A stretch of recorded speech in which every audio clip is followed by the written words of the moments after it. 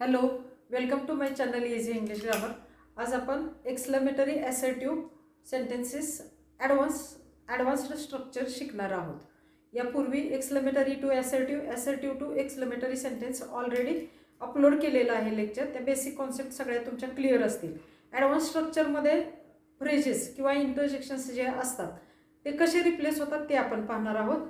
इथं ॲडव्हान्स सेंटेन्समध्ये असणारे किंवा ॲडव्हान्स स्ट्रक्चरमध्ये असणारे फ्रेजेस आणि इंटरजेक्शन्स दिलेले आहेत. हुर्रे, जेव्हा आपण एखादी मॅच जिंकतो किंवा आपला विजय होतो तेव्हा आपण वापरतो. It is a matter of joy that. Bravo, शबास. It is a matter of praise that. शबास स्तुती केली जाते. प्रेज म्हणजे स्तुती. अलास, दुःख. It is a matter of sorrow. It is sad that. दोन्हीपैकी तुम्ही वापरू शकता. O to be, I wish that. if only had, I wish. Oh that, would that, I wish that. Five, she, घृणास्पद, घाणेरडे. काय त्याच्या ऐवजी आपण वापरू शकतो? It is a matter of shame. It is a matter of criticise. It is a matter of contempt. That. अशा पद्धतीने टू थिंक ऑफ ने जर वाक्य सुरू असेल तर it is a strange that. सब्जेक्टची subjective case plus should plus V1 म्हणजे base form of verb. First sentence काय आहे तर एक्सक्लेमेटरी सेंटेन्स आहे. सूचना येते make it assertive sentence. How nice. Exclamatory mark आहे. Make it assertive or declarative sentence. Declarative किंवा असर्टिव्ह सेंटेन्स आपण करतो तेव्हा सब्जेक्टने वाक्याची सुरुवात केली जाते. वाक्यात जेव्हा सब्जेक्ट नसतो तेव्हा सब्जेक्ट क्रिएट केला जातो. जनरली इट सब्जेक्ट क्रिएट केला जातो. कधी तर विशिष्ट घटना, परिस्थिती, बातमी दर्शविण्यासाठी इट हा सब्जेक्ट क्रिएट केला जातो. प्रेझेंट मधलं वाक्य आहे म्हणून इट इज. काय आहे पुढं? हाऊ. हा एक्सक्लेमेशन दर्शवणारा शब्द आहे तो आपण काढून टाकला. एक्सक्लेमेटरी मार्क आपल्याला काढून टाकायचे. नाईस हे ॲडजेक्टिव्ह आहे म्हणून त्याच्या पूर्वी very. It is very nice. जर इथं नाऊन नसतं तर त्याच्या पूर्वी आपण ग्रेट वापरतो. इथं ॲडजेक्टिव्ह आहे म्हणून त्याच्या पूर्वी व्हेरी वापरले. इमोशन इंटेन्सिटी कॅरी करण्यासाठी आपण इथं व्हेरी, ट्रूली, ग्रेट असे शब्द वापरत असतो. ओके. सब्जेक्ट क्रिएट केला. साधं डिक्लरेटिव्ह किंवा असर्टिव्ह सेंटेन्स आपण तयार केलं. इथं आता सब्जेक्ट नाही, आपण सब्जेक्ट क्रिएट केला. बऱ्याच वेळा इथं नाऊन असतं त्याप्रमाणे पण आपण सब्जेक्ट घेऊ शकतो. For example what a clever boy. मग आपण बॉयसाठी आहे म्हटल्यावर he is a very clever boy. What a clever girl. She is a very clever girl. अशा पद्धतीने बदल करत असतो. Hurray, we won. Hurray exclamatory mark काढून टाकायचं आहे. काय रिप्लेसमेंट आहे तर it is a matter of joy that. वाक्य मग कसं होईल आपलं? It is a matter of joy. It is a matter of joy that we won. We won हे सेंटेन्स आहे. हुर्रे, आम्ही जिंकलो. त्यासाठी काय वापरली आपण इथली phrase? It is a matter of joy that. Okay. शेवटी फुल स्टॉप दिलाय. एक्सक्लेमेशन मार्क काढून टाकायचा आहे. Bravo, you did well. Bravo, शबास. यू डिड वेल म्हणजे चांगलं काम केलंस. ब्रावोच्या ऐवजी काय वापरायचं आहे आपल्याला? It is a matter of praise that. It is a matter. It is a matter of praise. Praise स्तुती करणे. It is a matter of praise that. वाक्य काय आहे? You did well. Okay. Bravo exclamation mark काढून टाकलं. Alas, she is dead. दुःख व्यक्त केले. अरे रे ती गेली. काय वापरायचं आपल्याला? It is a matter of sorrow किंवा it is sad that. It is त्यासाठी आपल्याला हे अलास वाक्यातून काढून टाकायचं आहे. It is sad that she is dead. She is dead. That हे इथं कनेक्टर म्हणून पण काम करतं बघा. हे मेन क्लॉज आहेत आणि हा नाउन क्लॉज आहे. मग यांना जोडण्याचं काम दॅट हा शब्द करतोय म्हणून तो कनेक्टर सारखं काम करतो आणि रिप्लेसमेंट पण तशीच आहे बघा, लक्षात ठेवा. Next sentence. Oh for holiday. इथे बघा हे जे सगळे आहेत oh to be, oh for, if only, had, oh that, would that, I हा सब्जेक्ट त्यात वापरला. आय हा सब्जेक्ट म्हणजे आय विश असं म्हटले. वाक्य काय आहे? Oh for holiday. मग ओ आपल्याला वाक्यातनं काढून टाकायचं आहे. आपल्याला वाक्य कसं करायचं आहे? ॲसर्टिव्ह सेंटेन्स करायचं आहे. त्यासाठी फक्त आपल्याला इथं काय वापरायचं तर I wish for a holiday. I wish for a holiday, full stop. I हा सब्जेक्ट वापरला कारण स्पीकरची स्वतःची डिझायर किंवा विश आहे, बोलणाऱ्याची स्वतःची इच्छा आहे, म्हणून इथं आय विश असा सब्जेक्ट इथं वापरलाय बघा. लक्षात येतं? If I were a bird, if exclamation काढून टाकायचं. आय वेअर अ बर्ड, काय इच्छा आहे? काल्पनिक इच्छा आहे. आय वेअर अ बर्ड, मी पक्षी झाले तर. इफ काय वापरले इथं? I wish. I wish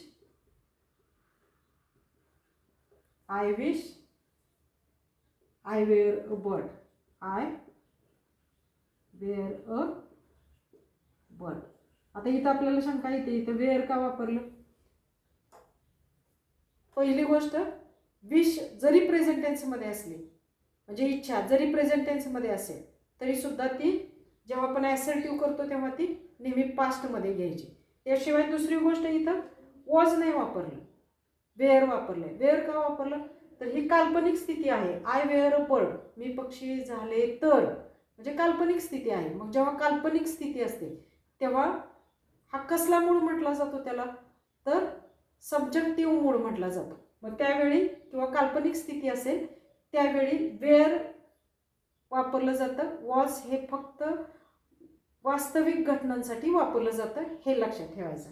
next sentence, would that I were a princess. Would that exclamation काढून टाकायचं. I were a princess. Would दॅटसाठी इथं काय वापरलंय तर I wish that. I wish that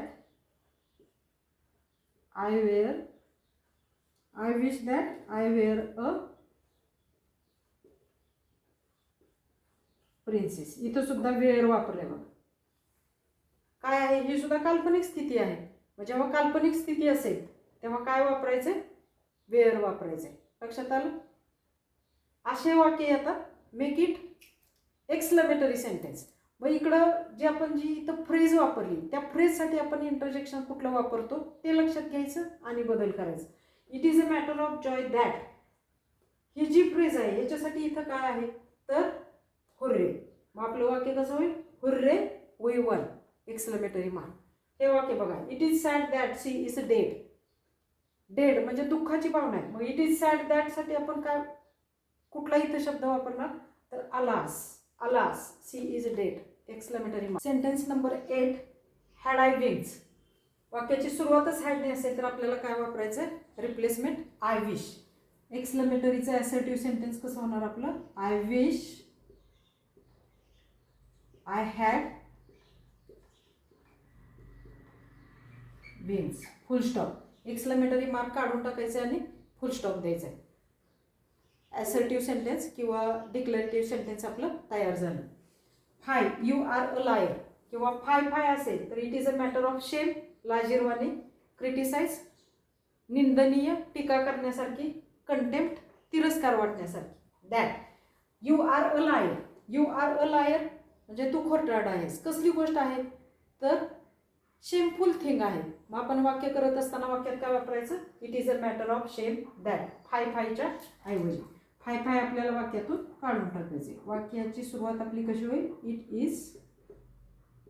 it is a matter of shame. It is a matter of shame that you are a liar. Okay, full stop. Next sentence, to think of him lying to us all this time. To think ऑफनी जर वाक्याची सुरुवात असेल, ह्या जर infinitive preposition तर it is a strange that subjective case should आणि V1 अशी आपल्याला वाक्यरचना करायची आहे. V1 म्हणजे base form of verb. To think of ही जे प्रेपोजिशन आहे वाक्यातली आपल्याला इन्फिनिटिव्ह ती काढून टाकायची. मग त्याच्याऐवजी काय वापरायचं, it is strange that. It is strange that. आता इथं बघा, इथं हे ऑफ ही प्रेपोजिशन आहे. मग ऑफ, विथ, फॉर, बाय अशा प्रेपोजिशन नंतर ऑब्जेक्टिव्ह केस असते, सब्जेक्टची ऑब्जेक्टिव्ह केस असते. पण आता आपण इथं दॅट नंतर वापरायचं आहे म्हणून इथं आपल्याला काय वापरायचे, सब्जेक्टिव्ह केस. मग हिमचे सब्जेक्टिव्ह केस काय येणार, ही. दॅट ही नंतर आपल्याला शुड वापरायचं आहे. शुड कशासाठी वापरतात, तर वाक्याचं मिनिंग कॅरी करण्यासाठी इथं शुड वापरतात. इथं शुड वापरले म्हणून आपल्याला क्रियापदाचं काय वापरायचं आहे पुढे, बेस फॉर्म. व शुड नंतर इथं लाईंग आहे, काय येणार, लाय. लाय का वापरलं, तर हे जे मॉडेल वर्ब, अशी मॉडेल वर्ब असतात बघा, shall, will, can, could, should, would. त्यानंतर बेअर इन्फिनिटिव्ह किंवा बेस फॉर्म येतो क्रियापदाचा. ओके, म्हणून आपण इथं बेस फॉर्म वापरलाय. It is strange that he should lie to us all this time. Full stop. वेगळ्या पद्धतीने पण हे वाक्य होऊ शकतं. It is strange that he has been lying to us all this time असं पण वाक्य होऊ शकतं. पण ही प्रॉपर पद्धत आहे. ओके, एक्सक्लेमेटरीचं ॲसर्टिव्ह करण्याची किंवा स्ट्रेट फॉरवर्ड पद्धत आहे. ह्या पद्धतीने वाक्य करायचं. A pilot afraid of heights. इथं एक्सक्लेमेशन मार्क आहे. सरप्राइजिंग गोष्ट आहे, म्हणजे आश्चर्य वाटण्यासारखी गोष्ट आहे. म्हणून वाक्याची सुरुवातच आपण कशी करायची, इट इज सरप्राइजिंग. कोणती गोष्ट सरप्राइजिंग आहे, it is surprising that. Pilot असून उंचीला घाबरतो, ही सरप्राइजिंग गोष्ट आहे ना. It is surprising that a pilot is afraid of heights. Pilot is afraid of heights. Surprising का वापरलं समजलं, आश्चर्य वाटण्यासारखी गोष्ट आहे म्हणून. It is surprising that a pilot is afraid of heights. How dishonest of them to cheat friends. दोन पद्धतीने ह्याचं एक्सक्लेमेटरी होऊ शकतं. हाऊ वाक्यातनं आपल्याला काढायचं आहे, एक्सक्लेमेशन दर्शविणारा शब्द आहे. वाक्य कसं होऊ शकतं, इट सब्जेक्ट आपल्याला घ्यायचं आहे. It was dishonest of them to cheat friends. म्हणजे तो मित्रांना फसवत आलेला आहे. अप्रामाणिकपणा मित्रांबरोबर करत आलेला आहे. ह्या पद्धतीने एक वाक्य होऊ शकतं. वेगळी पद्धत, इथं आता देम आहे बघा, इथं प्रेपोजिशन ऑफ आहे म्हणून इथं देम आहे. आपण आता वाक्याची सुरुवातच सब्जेक्टने करणार आहोत म्हणून दे काय घेतलं आपण इथं, देची सब्जेक्टिव्ह केस आहे म्हणून दे वेअर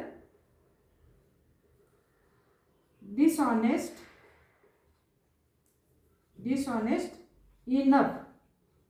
इनफ वापरतात ते. ओके, लक्षात ठेवायचं, इनफ वापरतात. They were dishonest enough to cheat friends.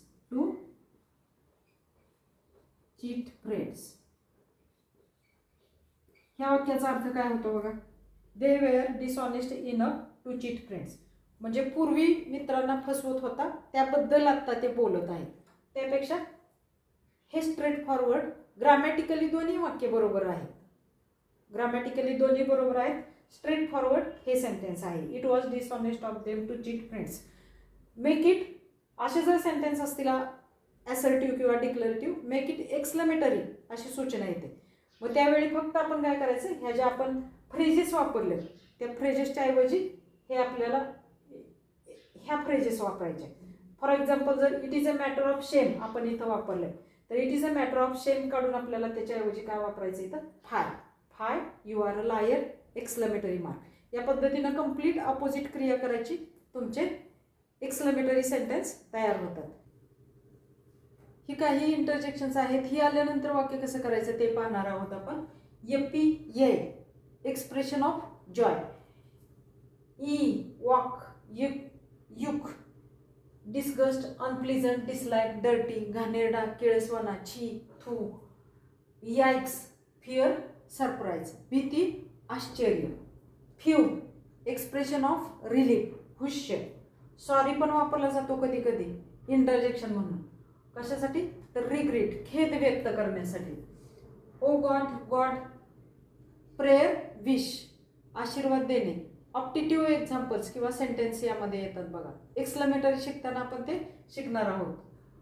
O my God goodness हे जरी इंटरजेक्शन्स असतील तर फिलिंग काय असतं किंवा एक्सप्रेशन स्ट्रॉंग सरप्राईज किंवा शॉकिंग. लुक लिसन हे पण इंटरजेक्शन म्हणून वापरले जातात. कशासाठी तर एक्सप्रेस ड्रॉइंग अटेन्शन लक्ष देण्यासाठी किंवा लक्ष वेधून घेण्यासाठी. Example O my god you did this. O my god expression काय आहे strong surprise shock. You did this म्हणजे हे तू करून दाखविलंस. काय आहे सरप्राइझिंग आहे. सरप्राइझिंग आहे म्हटलं की आपण इथं काय वापरायचं I am surprised. You did this म्हणजे ऑलरेडी केलेलं आहे. ओ माय गॉड हे इंटरजेक्शन आपण वाक्यात वापरायचं नाही. वाक्य कसं होईल मग आपलं I am surprised that I am surprised that you did this. You did this full stop. Exclamatory mark काढून टाकलं. ओ माय गॉड हे इंटरजेक्शन पण वाक्यातून काढून टाकलं. समजलं. सरप्राइज्ड काय आहे ह्याच्यात फिलिंग किंवा एक्सप्रेशन तर सरप्राइझिंग म्हणून सरप्राइज्ड पास्ट टेन्स मध्ये वाक्य आहे. I am surprised that you did this म्हणजे खरंच मला आश्चर्य वाटलं की तू हे केलंस. Next sentence O god may she live long. जेव्हा ओ गॉड प्रेयर किंवा विश दिली जाते या ओ गॉड किंवा गॉडमधून. ओ गॉड आपण वाक्यात वापरायचंच नाही. मग त्याच्याऐवजी आपण काय वापरायचं I pray to God. I pray to God कशाच्या ऐवजी वापरलं आपण ओ गॉड. ओ गॉडच्या ऐवजी आपण काय वापरलं I pray to God that she may live long. She may live long full stop. Exclamation काढून टाकलं. ॲसर्टिव्ह सेंटेन्स तयार झालं आपलं. प्रे वापरला आपण इथं. आय प्रे टू गॉड आशीर्वाद देण्यासाठी वापरलं इथं. I pray to God that she may live long म्हणजे तिला भरपूर उदंड आयुष्य लाभू दे. Phew that's finished. हुश्य झालं एकदाचं. हुश्य इंटरजेक्शन्स आपण वाक्यात वापरणार नाही. मग दॅट इज फिनिश्ड. फिनिश्ड म्हणजे संपले. त्यासाठी आता आपण काय वापरायचं it is a relief. It is a relief. काय रिलीफ आहे इट इज अ रिलीफ. कशाच्या ऐवजी आपण वापरलं तर फ्यूच्या ऐवजी वापरलं. It is a relief that इथं ऑलरेडी दॅट आहे that is finished. It is relief that is finished. That is finished म्हणजे जसं वाक्याचं मिनिंग असेल त्या पद्धतीने आपण इथं काय करायचं इथं जे दिलेले आहे ते एक्सप्रेशन ते योग्य ते एक्सप्रेशन आपण इथं वापरायचे. Okay. Next sentence yippee I am so happy. Yippee yay दोन्हीचा अर्थ एकच होतो. Expression of joy. It is a matter of joy. काय आहे तर yippee I am so happy मी खूप आनंदी आहे. मग इप्पी इंटरजेक्शन आपण वाक्यातून काढून टाकायचं. मग त्याच्याऐवजी आपण इथं काय वापरणार आहे it is a matter of joy. It is a matter of joy. It is a matter of Joy. कशा ह्या इंटरजेक्शन म्हणजे इपी ह्या इंटरजेक्शनसाठी आपण हे वापरलं. It is a matter of joy. काय तर that I am very happy. That I am very happy. It is a matter of joy that असं वापरलं आपण कशाच्या ऐवजी इपीच्या ऐवजी. Okay. Yay we won the match. It is a matter of joy we won the match. अशा पद्धतीने वाक्य होतं. Ew that bug is so ugly. Ew that bug is so ugly. Ugly काय आपण याच्यासाठी वापरू शकतो डर्टी पण वापरू शकतो. मग आपलं वाक्य कसं होईल that bug is very dirty. E आपण आता वापरणार नाही. That bug is very dirty. That bug is very dirty. काय झालं हे एक्सक्लेमेशन मार्क काढून टाकलं इथं फुल स्टॉप आलं. अशा पद्धतीने आपण हे इंटरजेक्शन्स आले तर या पद्धतीने आपण वाक्यात बदल करू शकतो. सॉरीचे पण वाक्य आपल्याला करता येईल. Sorry I was so wrong. Assertive sentence कसं येईल याचं I am very sorry that I was wrong. Regret खेद व्यक्त केला. Look listen exclamatory mark. What is stunning performance that was exclamatory sentence. Assertive sentence आपण कसं करणार याचं listen that was very stunning performance. अशा पद्धतीने हे सर्व इंटरजेक्शन्स वापरून आपण एक्सक्लेमेटरीचे असर्टिव्ह सेंटेन्स करू शकतो. चॅनलला नवीन असाल तर लाईक शेअर सबस्क्राईब करा.